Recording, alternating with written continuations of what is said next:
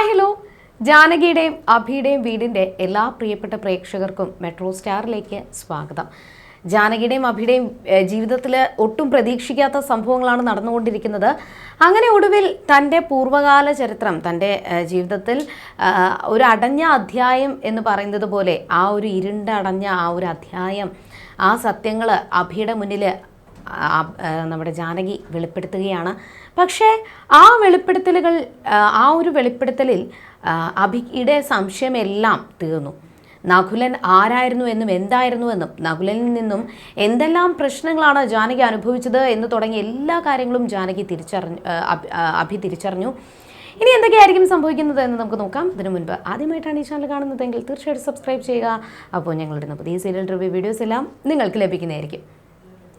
അങ്ങനെ അഭിയുടെയും ജാനകിയുടെയും ജീവിതത്തിൽ ഒട്ടും പ്രതീക്ഷിക്കാത്ത ട്വിസ്റ്റുകൾ സംഭവിച്ചു കൊണ്ടിരിക്കുകയാണ്. ഒടുവിൽ തൻ്റെ ജീവിതത്തിൽ നടന്ന സംഭവങ്ങളെല്ലാം തന്നെ അഭിയോട് ജാനകി തുറന്നു പറയുകയാണ്. അന്ന് ആ ഒരു വിവാഹ ആലോചനയുമായിട്ട് ഇന്ദ്രജയുടെ ഭർത്താവും വന്നപ്പോൾ ഒരിക്കലും തനിക്ക് ഈ വിവാഹ ബന്ധത്തിൽ താല്പര്യമില്ല എന്ന് ജാനകി ഉറപ്പിച്ചു പറഞ്ഞു.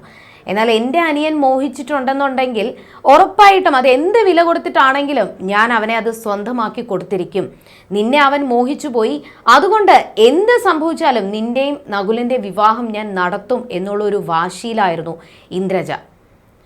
അങ്ങനെ കുറച്ച് ദിവസം കഴിഞ്ഞ് അവരുടെ വിവാഹ നിശ്ചയം, നകുലൻ്റെയും പിന്നെ ജാനകിയുടെയും വിവാഹ നിശ്ചയം നടത്താനായിട്ട് ഇന്ദ്രജ തീരുമാനിച്ചു. അപ്പോൾ ആ ഒരു വിവാഹ നിശ്ചയ സമയത്ത്, ഇതിനു മുന്നേ തന്നെ ഈ ഒരു സംസാരം കഴിഞ്ഞ് ഇന്ദ്രജ പോയതിനു ശേഷം നകുലൻ ജാനകിയെ കാണാനായിട്ട് ഫ്ലാറ്റിൽ വന്നിട്ടുണ്ടായിരുന്നു. അപ്പോൾ അവിടെ വന്ന സമയത്ത് ജാനകിയോട് സംസാരിക്കുകയും, ഞാൻ നിന്നിൽ മാത്രമാണ് ഒരുപാട് മോഹിച്ചു പോയിട്ടുള്ളത്, എനിക്ക് നിന്നെ അത്രത്തോളം ഇഷ്ടമാണ്, നിന്നെ ഞാൻ ഒരുപാട് മോഹിച്ചു പോയി, എനിക്ക് നിന്നെ വിട്ടുകൊടുക്കാൻ പറ്റത്തില്ല, ഞാൻ ചെറിയൊരു മെൻ്റലാണ്, പക്ഷേ നിന്നെ എനിക്ക് വേണം, ജാനകി എനിക്ക് നിന്നെ വേണം, നീയാണ് എൻ്റെ മെൻ്റൽ എന്നൊക്കെ നകുലൻ ജാനകിയുടെ മുന്നിൽ നിന്നും ഒരുപാട് കാര്യങ്ങൾ പറഞ്ഞു. പക്ഷേ അതൊന്നും ജാനകിക്ക് ഉൾക്കൊള്ളാൻ പറ്റാത്തത് തന്നെയായിരുന്നു. കുറച്ച് ദിവസം കഴിഞ്ഞ് ജാനകിയുടെയും നകുലൻ്റെയും വിവാഹ നിശ്ചയം ഇന്ദ്രജ ഉറപ്പിച്ചു. അങ്ങനെ ആ വിവാഹ നിശ്ചയത്തിൻ്റെ അന്ന് തന്നെ ചെറിയ ചെറിയ പ്രശ്നങ്ങൾ, അങ്ങോട്ടും ഇങ്ങോട്ടും തർക്കങ്ങളും ഉണ്ടായി.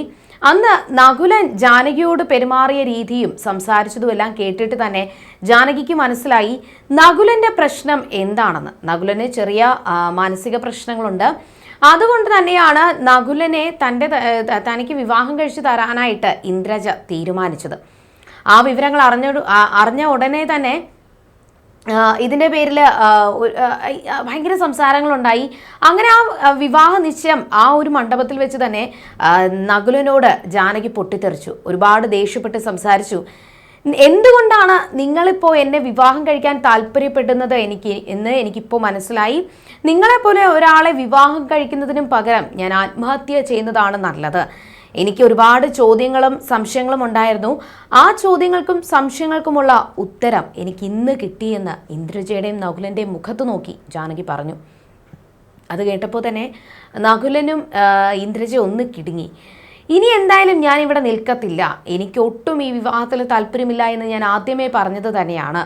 ഇനി നിങ്ങൾ എന്താണെന്ന് വെച്ചോ ചെയ്തോ, പക്ഷെ ഞാൻ നിങ്ങളുടെ താളത്തിനൊത്ത് തുള്ളാൻ വരുന്നില്ല എന്ന് പറഞ്ഞ് ദേഷ്യപ്പെട്ട് ജാനകി ഇറങ്ങിപ്പോയി. അവിടെ വെച്ച് വീണ്ടും നകുലന് മാനസിക പ്രശ്നങ്ങൾ കൂടി. അങ്ങനെയാണ് നകുലനെയും കൊണ്ട് ഇന്ദ്രജ ബാംഗ്ലൂരിലേക്ക് പോയത്. അവിടെ നിന്ന് തന്നെ രക്ഷപ്പെടുത്താനായിട്ട് സഹായിച്ചത് നകുലൻ്റെ സഹോദരൻ, ഒരു കസിൻ തന്നെയാണ്. അങ്ങനെ ആ ഒരു കാര്യങ്ങളൊക്കെ അഭിയോട് ജാനകി തുറന്നു പറഞ്ഞു. അപ്പോൾ അതൊക്കെ കേട്ടപ്പോൾ അഭിക്ക് മനസ്സിലായി ജാനകിയുടെ ഭാഗത്ത് ഒരു തെറ്റുമില്ല, ജാനകി എത്രത്തോളം നല്ലവളാണെന്ന് അഭിക്ക് മനസ്സിലായി. പക്ഷേ ഇത്രത്തോളം നല്ല നല്ല കാര്യങ്ങൾ സംഭവിച്ചു, ഇത്രയും പ്രശ്നങ്ങൾ ജാനകിയുടെ ജീവിതത്തിൽ ഉണ്ടായെങ്കിലും തനിക്കത് അറിയാൻ സാധിച്ചില്ലല്ലോ എന്നുള്ളൊരു സങ്കടം അഭിക്കുണ്ട്. പക്ഷേ ഇതൊന്നുമല്ല ഇനി ജാനകിയുടെ ജീവിതത്തിൽ സംഭവിക്കാൻ വേണ്ടിയിട്ട് പോകുന്നത്.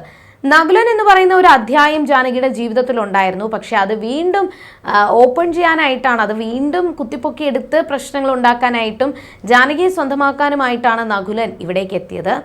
ഇതിനിടയിൽ സേനനും തമ്പിയും കൂടി സംസാരിച്ചപ്പോൾ കേസ് എന്തായാലും തമ്പി തോൽക്കുമെന്നുള്ളൊരു ധാരണയിൽ എത്തിയിട്ടുണ്ട്. ഒരു കാരണവശാലും തനിക്ക് കേസ് തോൽക്കാൻ പറ്റത്തില്ല എന്നുള്ളൊരു വാശിയിൽ തന്നെയാണ് തമ്പി. അങ്ങനെ എങ്ങനെയാണെങ്കിലും ജാനകിയെ കൊന്നിട്ടാണെങ്കിലും തനിക്ക് ഈ കേസ് ജയിക്കണമെന്നുള്ളൊരു വാശിയിലായിരുന്നു.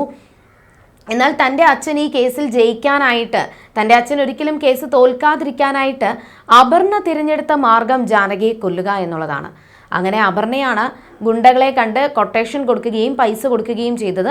അങ്ങനെ കൊട്ടേഷൻ കൊടുത്തത് പ്രകാരം ഒരു ദിവസം ജാനകി പുറത്തു പോകുന്ന സമയത്ത് അഭിയും ഇല്ലാത്ത ഒരു തക്കം നോക്കി ജാനകി സഞ്ചരിച്ചുകൊണ്ടിരുന്ന കാറിന് പിന്നിൽ വന്ന് അവരെ ഗുണ്ടകളെ വന്ന് കാർ ഇടിക്കുകയും അങ്ങനെ പെട്ടെന്ന് ജാനകിയുടെ ബാലൻസ് തെറ്റി പെട്ടെന്ന് ജാനകി കാറിൽ നിന്നും തെറിച്ച് വീഴുകയും ചെയ്യുവാണ്.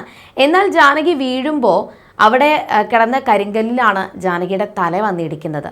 അങ്ങനെ തലയിടിച്ച് പൊട്ടി ചോരയൊലിച്ച് കിടക്കുന്ന ജാനകിയെ കണ്ട ഉടനെ തന്നെ സന്തോഷത്തോടു കൂടി അവരെല്ലാവരും ഈ വിവരം അപർണയെ അറിയിച്ചു. അപർണയെ ഭയങ്കര സന്തോഷത്തിലാണ്.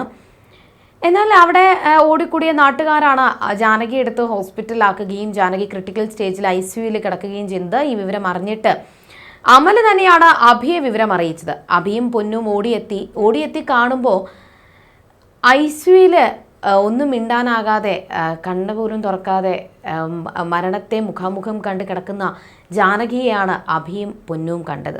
അതോടുകൂടി അവരുടെ നിയന്ത്രണം തെറ്റി. പൊട്ടിക്കരഞ്ഞുകൊണ്ട് ജാനകിയെ നോക്കി പൊട്ടിക്കരഞ്ഞുകൊണ്ട് ജാനകിയെ രക്ഷപ്പെടുത്താനായിട്ടുള്ള ശ്രമത്തിലാണ് അഭി. ഇനി എന്തൊക്കെയായിരിക്കും സംഭവിക്കുക? ജാനകിയെ തിരികെ ജീവിതത്തിലോട്ട് കൊണ്ടുവരാനായിട്ട് അഭിക്ക് സാധിക്കുമോ, അതോ വേറെ എന്തെങ്കിലും ഒരു ദുരന്തം വീണ്ടും അവരുടെ ജീവിതത്തിലേക്ക് തേടിയെത്തുമോ എന്ന് നമുക്ക് വരുന്ന എപ്പിസോഡുകളിൽ കാണാം.